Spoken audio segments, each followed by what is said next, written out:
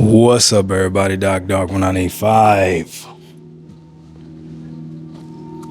There's levels to this. No, we didn't get a sponsorship or anything like that. Just felt like kind of making this video sitting down because I really want to talk about this. I'm lost at this point. I don't understand. So apparently it's that time again. At least once a quarter, we have to go real hard and complain about Game Pass. Even though when we see what Game Pass is doing, it's the only thing you really can't talk bad about when it comes to Xbox. You can try to talk bad about Game Pass, but every time you talk bad about Game Pass, unless you're in the business aspect of it, if you're a consumer like you and I, if you're a gamer like you and I, you just look silly. We've already confirmed that most of us don't own our games anyways, right? Steam already has that on their page. You buy the license to be able to play the game, okay? If you're buying it digitally, unless you're buying games on GOG, you're playing it with DRM. So the whole owning thing is a lie. And what hurts the most is how easy it is to lie to a group of people. How easy it is to lie to a mass group of people. Because I feel like if you're talking with somebody one-on-one, it's easier to explain things to them and they might be able to get it. But you can lie to a mass group of people because all it takes is a little bit of groupthink. And then next thing you know, everybody's believing it. Do you know the confidence too that people have when they talk to me is outstanding. Do you know I made a video yesterday talking about how expensive the Lenovo Legion Go is, and somebody in the comment section said, I know there's a handheld out there that just recently came out that's way less than that, and you could use one of the Joy-Cons as a mouse. They were talking about the Nintendo Switch too, but this person didn't even realize I was actually holding a Lenovo Legion Go, the first one, in my hand, and that system does the same thing. That system arguably probably does the mouse thing better than the Switch, but I digress. This is not about that. This is about Game Pass, but it serves to point that people sometimes talk with confidence, and it's like, are you really listening to what it is you're saying? I don't have to lie to you. I don't have to tell you that I'm a gaming business major or anything like that. I have no idea. I could care less about the business aspect of gaming.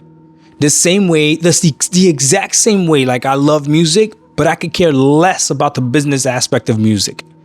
The exact same way that I like movies, I could care less about the business aspect of movies. Yesterday, we went to the movies to watch Naked Gun 2. I love AMC popcorn. Shout out to AMC. Give me a sponsorship. Listen, I love AMC popcorn. I could care less about the business. They got the zoomies. They're just running around. Look at them. Just the disrespect in my own house. This is what I'm never going to make. I got cats running around. Anyways, listen. I don't care about the business aspect of popcorn. Why would I care about the business aspect of any of this stuff? Oh, well, if you like it, you should care about the business aspect of it. If not, you're going to lose it. Hey, things come and go. I used to love Blockbuster. I'm not crying that Blockbuster's gone. Not at all. I went to Netflix. If Netflix goes, whatever the next wave is, we going. I used to have MP3 players. You guys know what that is? MP3 players, iPods and stuff. Yeah, the little iPods. I remember I had an iPod mini. That thing came and went. I'm all right. Now I stream all my music. So this whole business aspects of thing, if you're not in the business, it doesn't make sense. And that's why this hurts me. Because I see gamers taking talking points from what businessmen are talking about. See, when Sean Layden and Pete Himes are talking about Game Pass, they're talking from a business perspective of this. They're the ones producing the products that we are gaming on. Okay, or the games that we're gaming on, right? So their mentality is completely different. They can have their opinion about Game Pass, but when I see gamers take this and then they want to try to convince us that Game Pass is bad, when literally top selling games drop day and day on Game Pass, and this can no longer be denied. This can no longer be denied. Top selling games drop day in, day out on Game Pass. It's to the point, like I said in my other video, when a game is not coming to Game Pass, I question it. That needs to be the new metric. If your game is good enough, you should be able to drop your game on Game Pass and still sell well. Oh, they're not going to like that, but these are facts. If your game is good enough, you should be able to drop it on Game Pass and it'll still sell well. Why not? Expedition 33 did it. That's a small studio. They managed to do it. Silksong did it. Why not? Why can't you do it? Why can't you do it? You see, you can't use Game Pass as a scapegoat anymore for games not selling well. But as a consumer, as me, listen, me and my son yesterday spent like 3 hours playing Silksong. Me and Juju would have never played a game like this. Ever. It's not my type of game. We liked it so much, we downloaded Hollow Knight, the first one. Now I'm over here playing Hollow Knight, the first one. Game Pass. Now, you know how many times I've seen Hollow Knight on sale on Steam and didn't buy it? Now, well, okay, I might do it. Bundle it with Silksong. Say I won't do it. Say I won't. Why? Game Pass. Expedition 33. Never, not a game that I would, if you just would have told me that it was a great game and you showed me the gameplay like I saw the gameplay of what it was, never in a million years would I have tried it. Not my style of game. But guess what? Oh, it's on Game Pass? Let me go ahead and try it. Played it on Game Pass, liked it so much, bought it on Steam. Game Pass. Now, I chose to buy it on Steam, which honestly, as a consumer, is pretty dumb because I could already just play the game and beat the game on Xbox, and I'm not the type of gamer that goes back really to play these games again. There's so many games to play that if you got to go back to play an older game because you have nothing else to play, that's a problem.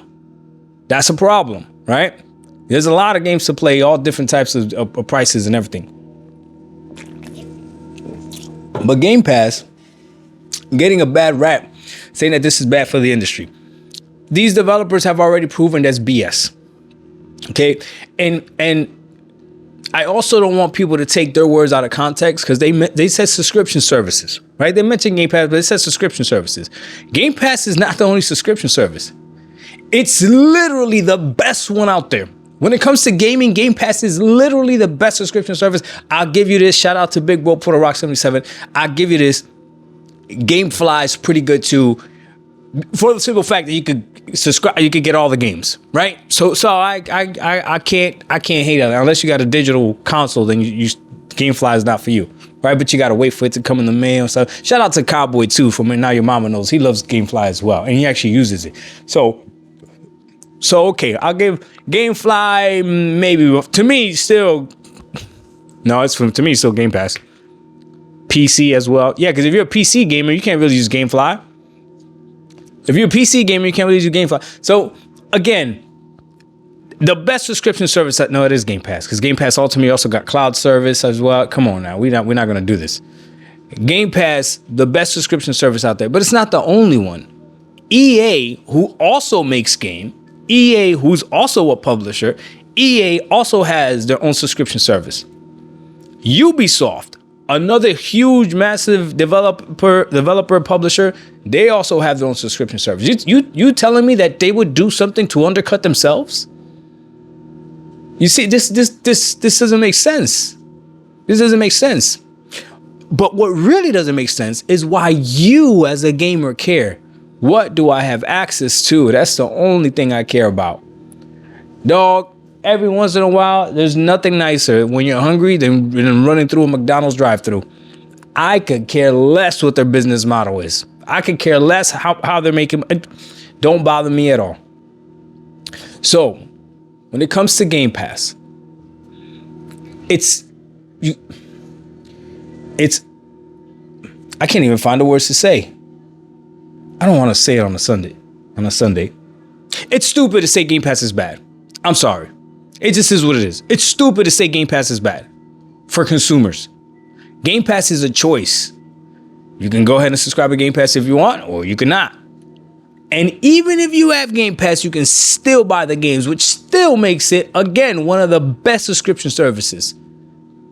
When Netflix or Hulu, when they get the rights to something, right? Good luck trying to buy it, right? Digitally, it's probably going to be theirs, right? But on Xbox with Game Pass, you can still buy whatever, every single game that's on Game Pass, you can still buy it. I don't know what you want me to tell you. How long is Game Pass going to last? I don't know. Is Game Pass going to go up in price? Yes, probably. When it does do that, then we got to reevaluate if it's still a value to you and to me. But as of right now, for me, I paid $19.99 a month.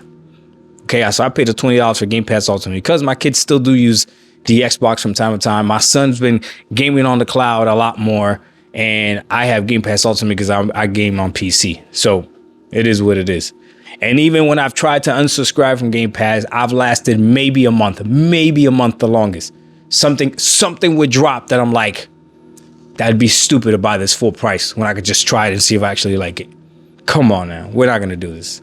Doc Dog 1985, there's levels to this. We out. Peace.